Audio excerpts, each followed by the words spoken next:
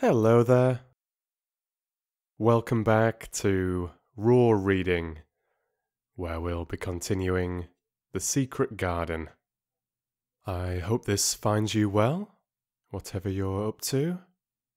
Whether crawling into bed for a soothing story before trying to get some sleep, or listening in the car as if enjoying some classic-style radio series. Maybe doing some chores around the house. Someone had even said that they like to listen whilst out jogging. I think I would find this a little bit too peaceful for workout motivation, but that was very nice to hear as well.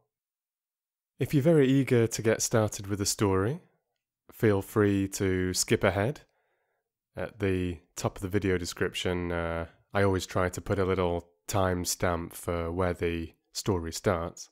But otherwise, I was asked a few days ago where the idea or the inspiration for the little red fox mascot came from. I've always, for as long as I can remember, loved foxes and animals in general, to be honest. I've grown up always having cats around the house. I often take care of people's animals if they need them looking after. And one of my favourite TV shows as a small child was The Animals of Farthing's Wood.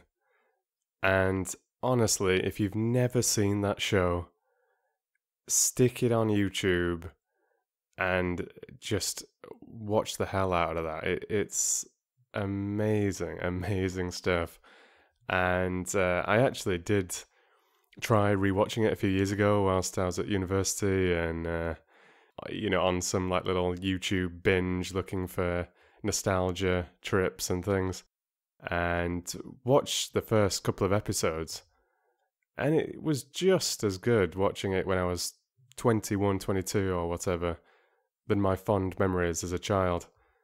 And yeah, the main character was a fox called Fox, which is a beautifully appropriate name, or Foxy was his nickname, I think.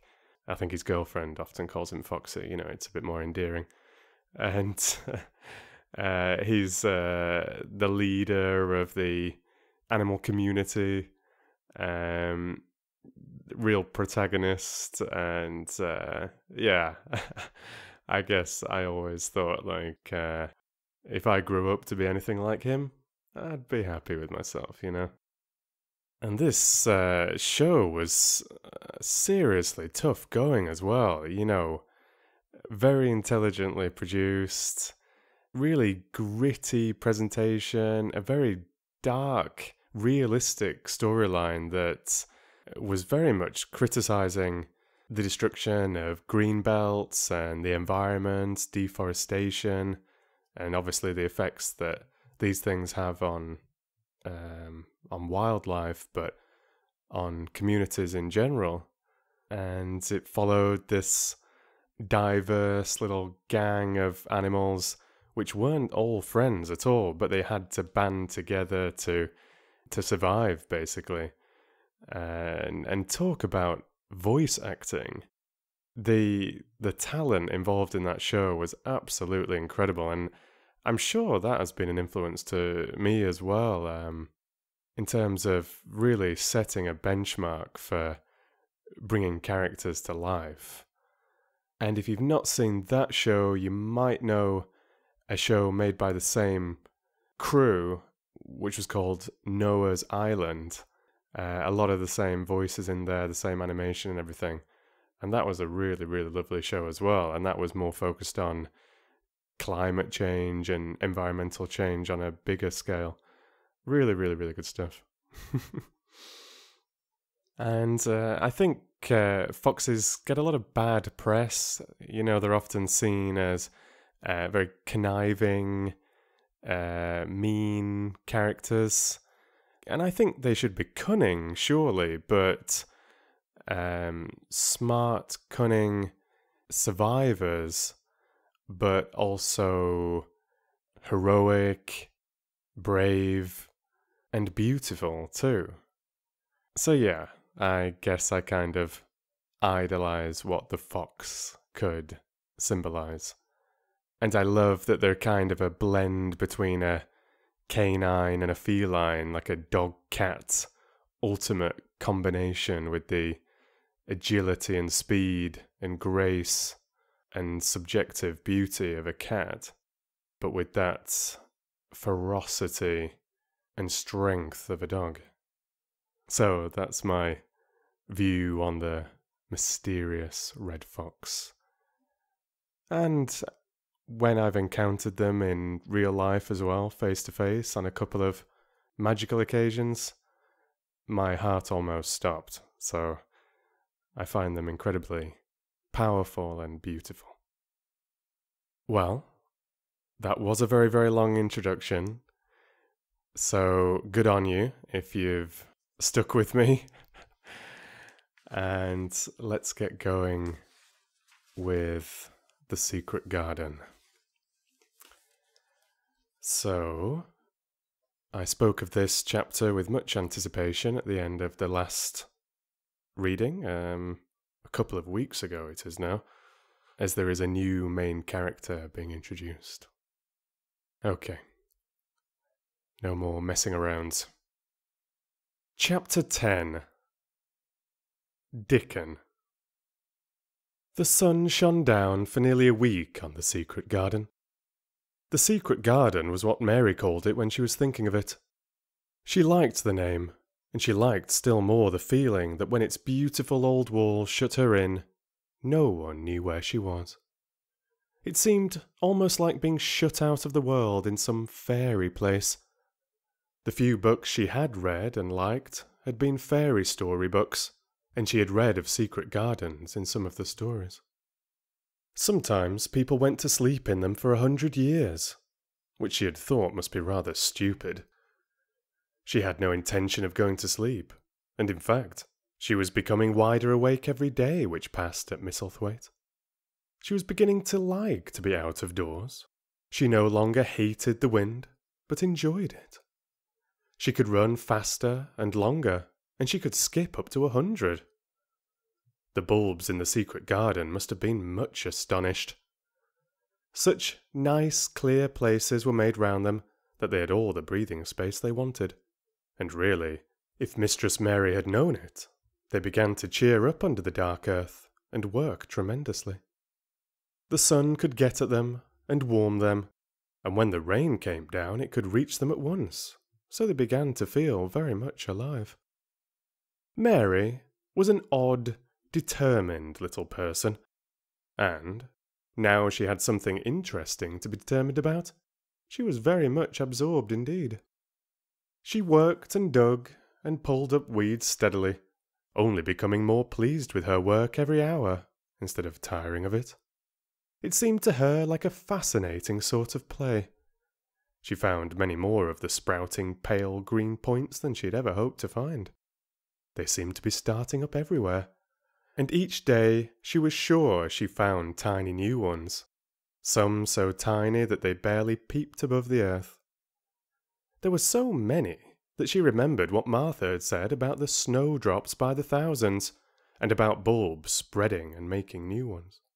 These had been left to themselves for 10 years, and perhaps they had spread, like the snowdrops, into thousands. She wondered how long it would be before they showed that they were flowers. Sometimes she stopped digging to look at the garden and tried to imagine what it would be like when it was covered with thousands of lovely things in bloom. During that week of sunshine, she became more intimate with Ben Weatherstaff. She surprised him several times by seeming to start up beside him as if she sprang out of the earth. The truth was that she was afraid that he would pick up his tools and go away if he saw her coming, so she always walked toward him as silently as possible. But, in fact, he did not object to her as strongly as he had at first. Perhaps he was secretly rather flattered by her evident desire for his elderly company. Then, also, she was more civil than she had been. He did not know that when she first saw him, she spoke to him as she would have spoken to a native, and not known that a cross, sturdy old Yorkshireman was not accustomed to salaam to his masters, and be merely commanded by them to do things. "That like the robin," he said to her one morning when he lifted his head and saw her standing by him. "I never knows when I shall see thee, or which side thou'll come from." "He's friends with me now," said Mary. "That's like him," snapped Ben Weatherstaff. "Making up to the women folk just for vanity and flightiness. There's nothing he wouldn't do for the sake of showing off and flirting his tail feathers. He's as full of pride as an egg's full of meat." He very seldom talked much, and sometimes did not even answer Mary's questions, except for a grunt. But this morning he said more than usual. He stood up and rested one hobnailed boot on top of his spade, while he looked her over. "How long's thou been here?" he jerked out. "I think it's about a month," she answered. "Thou's beginning to do Misselthwaite credit," he said. "Thou's a bit fatter than thou was, and thou's not quite as yeller. Thou looked like a young plucked crow when thou first came into this garden. Thinks I to myself, I never set eyes on an uglier, sourer-faced young'un." Mary was not vain, and she had never thought much of her looks. She was not greatly disturbed. "I know I'm fatter," she said. "My stockings are getting tighter. They used to make wrinkles. There's the robin, Ben Weatherstaff." There, indeed, was the robin, and she thought he looked nicer than ever. His red waistcoat was as glossy as satin, and he flirted his wings and tail, and tilted his head, and hopped about with all sorts of lively graces. He seemed determined to make Ben Weatherstaff admire him, but Ben was sarcastic. "Aye, there thou art," he said. "Thou can put up wi' me for a bit sometimes when thou's got no one better. Thou's been reddening up thy waistcoat and polishing thy feathers this 2 weeks. I know what thou's up to. Thou's courting some bold young madam somewhere, telling thy lies to her about being the finest cock robin on Misselmoor, and ready to fight all the rest of 'em." "Oh, look at him!" exclaimed Mary. The robin was evidently in a fascinating, bold mood. He hopped closer and closer, and looked at Ben Weatherstaff more and more engagingly. He flew onto the nearest currant bush, and tilted his head, and sang a little song right at him. "Thou thinks thou'll get over me by doing that?" said Ben, wrinkling his face up in such a way that Mary felt sure he was trying not to look pleased. "Thou thinks no one can stand out against thee. That's what thou thinks." The robin spread his wings. Mary could scarcely believe her eyes. He flew right up to the handle of Ben Weatherstaff's spade, and alighted on the top of it. Then the old man's face wrinkled itself slowly into a new expression. He stood still as if he were afraid to breathe, as if he would not have stirred for the world, lest his robin should start away. He spoke quite in a whisper. "Well, I'm danged," he said as softly as if he were saying something quite different. "Thou does know how to get at a chap, thou does. Thou's fair unearthly, thou's a knowing." And he stood, without stirring, almost without drawing his breath, until the robin gave another flirt to his wings, and flew away. Then he stood looking at the handle of the spade as if there might be magic in it, and then he began to dig again, and said nothing for several minutes. But, because he kept breaking into a slow grin now and then, Mary was not afraid to talk to him. "Have you a garden of your own?" she asked. "No, I'm bachelder and lodge, wi' Martin at the gate." "If you had one," said Mary, "what would you plant?" "Cabbages and taters and onions." "But if you wanted to make a flower garden," persisted Mary, "what would you plant?" "Bulbs and sweet-smelling things, but mostly roses." Mary's face lighted up. "Do you like roses?" she said. Ben Weatherstaff rooted up a weed and threw it aside before he answered. "Well, yes, I do. I was learned that by a young lady I was gardener to. She had a lot in her place she was fond of, and she loved 'em like they were children, or robins. I've seen her bend over and kiss 'em." He dragged out another weed and scowled at it. "That were as much as 10 year ago." "Where is she now?" asked Mary, much interested. "Heaven," he answered, and drove his spade deep into the soil. "According to what Parson says." "What happened to the roses?" Mary asked again, more interested than ever. "They was left to themselves." Mary was becoming quite excited. "Did they quite die? Do roses quite die when they are left to themselves?" she ventured. "Well, I'd got to like 'em, and I liked her, and she liked 'em," Ben Weatherstaff admitted reluctantly. "Once or twice a year I'd go and work at 'em a bit, prune 'em and dig about the roots. They run wild, but they was in rich soil, so some of 'em lived." "When they have no leaves and look grey and brown and dry, how can you tell whether they are dead or alive?" inquired Mary. "Wait till the spring gets at 'em. Wait till the sun shines on the rain and the rain falls on the sunshine, and then you'll find out." "How? How?" cried Mary, forgetting to be careful. "Look along the twigs and branches, and if thou sees a bit of a brown lump swelling here and there, watch it after the warm rain and see what happens." He stopped suddenly, and looked curiously at her eager face.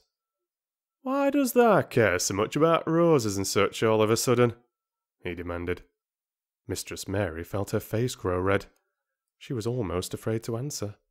I want to play that I have a garden of my own," she stammered.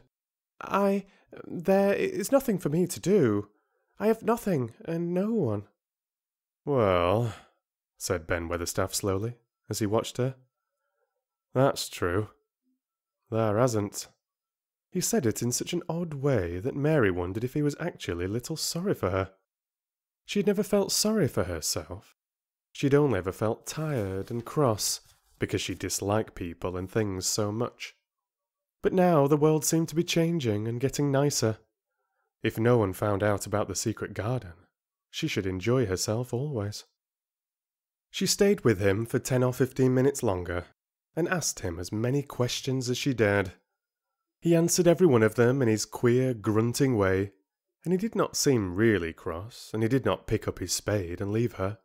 He said something about roses, just as she was going away, and it reminded her of the ones he had said he had been fond of. "Do you go and see those other roses now?" she asked. "Not been this year. My rheumatics has made me too stiff in joints." He said it in his grumbling voice, and then quite suddenly he seemed to get angry with her, though she did not see why he should. "Now look here," he said sharply.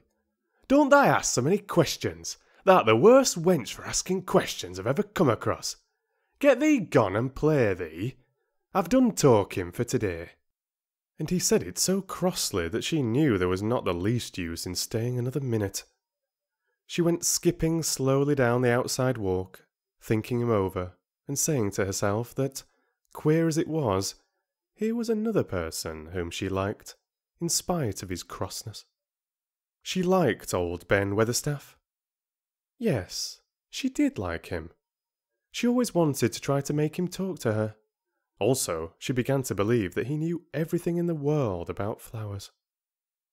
There was a laurel-hedged walk which curved round the secret garden and ended at a gate which opened into a wood in the park.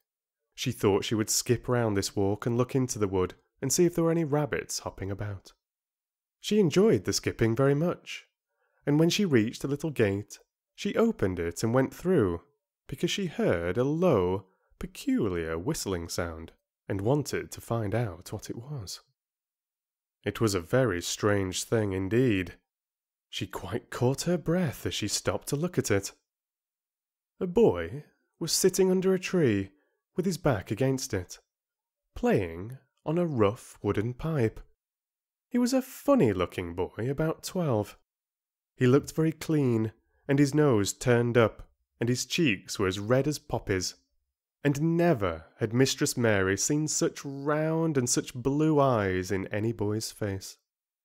And on the trunk of the tree he leaned against, a brown squirrel was clinging and watching him, and from behind a bush near by, A cock pheasant was delicately stretching his neck to peep out, and quite near him were two rabbits sitting up and sniffing with tremulous noses. And actually, it appeared as if they were all drawing near to watch him, and listen to the strange, low little call his pipe seemed to make.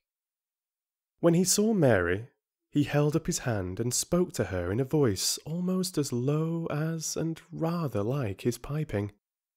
"Don't thou move," he said. "It'd flight 'em." Mary remained motionless. He stopped playing his pipe and began to rise from the ground. He moved so slowly that it scarcely seemed as though he were moving at all, but at last he stood on his feet, and then the squirrel scampered back up into the branches of his tree, the pheasant withdrew his head, and the rabbits dropped on all fours and began to hop away, though not at all as if they were frightened. "I'm Dickon," the boy said. "I know that, Miss Mary." Then Mary realised that somehow she had known at first that he was Dickon. Who else could have been charming rabbits and pheasants as the natives charm snakes in India? He had a wide, red, curving mouth, and his smile spread all over his face. "I got up slow," he explained, "because if thou makes a quick move it startles 'em. A body has to move gentle and speak low when wild things is about." He did not speak to her as if they had never seen each other before, but as if he knew her quite well. Mary knew nothing about boys, and she spoke to him a little stiffly because she felt rather shy. "Did you get Martha's letter?" she asked. He nodded his curly, rust-coloured head. "That's why I come." He stooped to pick up something which had been lying on the ground beside him when he piped. "I've got the garden tools. There's a little spade and rake and a fork and hoe. They are good uns. There's a trowel too, and the woman in the shop threw in a packet of white poppy and one a blue larkspur when I bought the other seeds." "Will you show the seeds to me?" Mary said. She wished she could talk as he did. His speech was so quick and easy. It sounded as if he liked her, and was not the least afraid she would not like him, though he was only a common moor boy, in patched clothes, and with a funny face and a rough, rusty red head. As she came closer to him, she noticed that there was a clean, fresh scent of heather and grass and leaves about him, almost as if he were made of them. She liked it very much, and when she looked into his funny face with the red cheeks and round blue eyes, she forgot that she had felt shy. "Let us sit down on this log and look at them," she said. They sat down, and he took a clumsy little brown paper package out of his coat pocket. He untied the string, and inside there were ever so many neater and small packages, with a picture of a flower on each one. "There's a lot of mignonette and poppies," he said. "Mignonette's the sweetest smelling thing as grows, and it'll grow wherever you cast it, same as poppies will. Them as'll come up and bloom if you just whistle to 'em. Them's the nicest of all." He stopped and turned his head quickly, his poppy-cheeked face lighting up. "Where's that robin as is calling us?" he said. The chirp came from a thick holly bush, bright with scarlet berries, and Mary thought she knew whose it was. "Is it really calling us?" she asked. "Aye," said Dickon, as if it was the most natural thing in the world. "He's calling someone he's friends with. That's same as saying, 'Here I am, look at me, I wants a bit of a chat.' There he is in the bush. Whose is he?" "He's Ben Weatherstaff's, but I think he knows me a little," answered Mary. "Aye, he knows thee," said Dickon, in his low voice again. "And he likes thee. He's took thee on. He'll tell me all about thee in a minute." He moved quite close to the bush with the slow movement Mary had noticed before, and then he made a sound almost like the robin's own twitter. The robin listened a few seconds, intently, and then answered quite as if he were replying to a question. "Aye, he's a friend of yours," chuckled Dickon. "Do you think he is?" cried Mary eagerly. She did so want to know. "Do you think he really likes me?" He wouldn't come near thee if he didn't, answered Dickon. Birds is rare choosers, and a robin can flout a body worse than a man. See, he's making up to thee now. Cannot thou see a chap, he's saying? And it really seemed as if it must be true. He so sidled and twittered and tilted as he hopped on his bush. Do you understand everything birds say? said Mary. Dickon's grin spread until he seemed all wide, red, curving mouth, and he rubbed his rough head. I think I do. And they think I do, he said. I've lived on more with 'em so long. I've watched 'em break shell and come out and fledge and learn to fly and begin to sing, till I think I'm one of 'em. Sometimes I think perhaps I'm a bird, or a fox, or a rabbit, or a squirrel, or even a beetle, and I don't know it. He laughed and came back to the log and began to talk about the flower seeds again. He told her what they looked like when they were flowers. He told her how to plant them, and watch them, and feed and water them.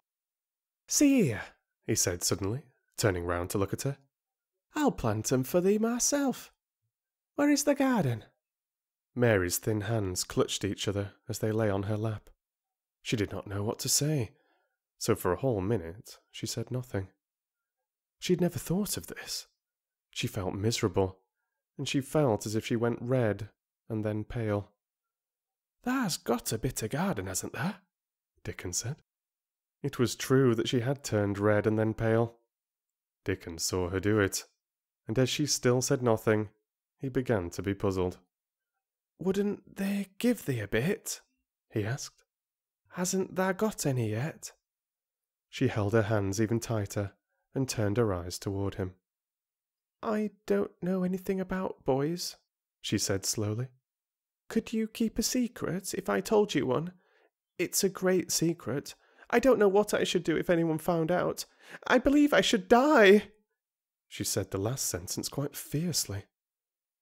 Dickon looked more puzzled than ever, and even rubbed his hand over his rough head again, but he answered good-humouredly. I'm keeping secrets all the time, he said. If I couldn't keep secrets from other lads, secrets about foxes, cubs, and birds' nests, and wild things alls, there'd be naught safe on the moor. Aye, I can keep secrets. Mistress Mary did not mean to put out her hand and clutch his sleeve, but she did it. I've stolen a garden, she said very fast. It isn't mine. It isn't anybody's. Nobody wants it. Nobody cares for it. Nobody ever goes in it. Perhaps everything is dead in it already. I don't know.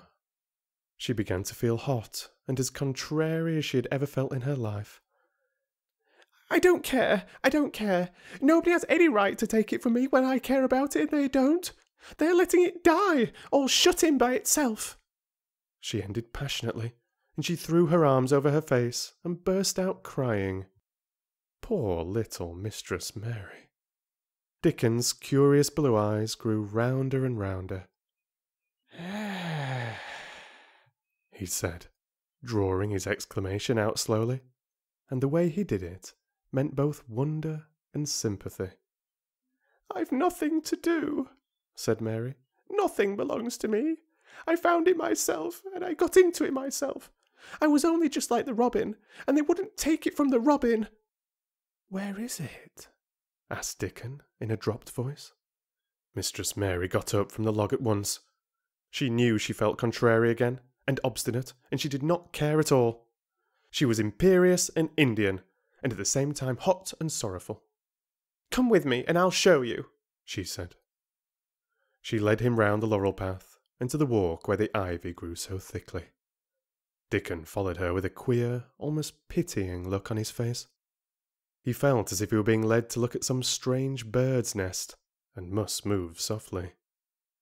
When she stepped to the wall and lifted the hanging ivy, he started.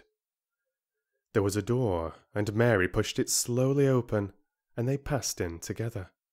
And then Mary stood and waved her hand round defiantly. It's this, she said. It's a secret garden, and I'm the only one in the world who wants it to be alive. Dickon looked round and round about it, and round again. He almost whispered.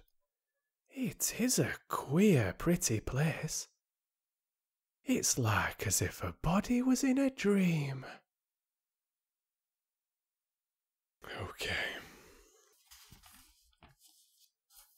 Thank you very much for listening.